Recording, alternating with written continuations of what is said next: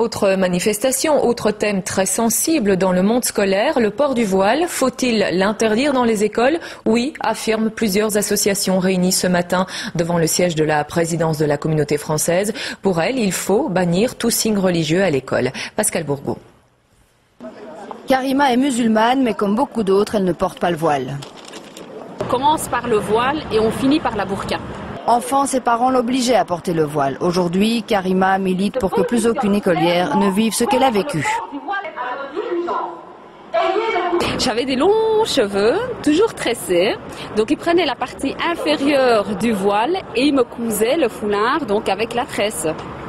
En Flandre, le voile est désormais interdit dans les écoles. Du côté francophone, les partis politiques se déchirent.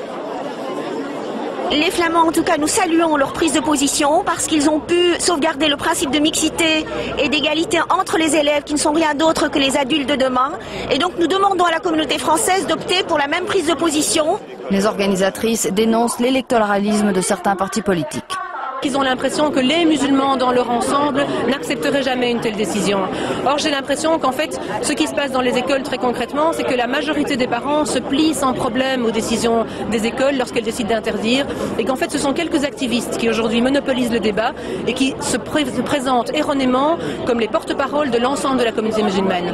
Parmi les quelques centaines de manifestants rassemblés devant le siège de la communauté française, plusieurs femmes et hommes politiques ont fait le déplacement.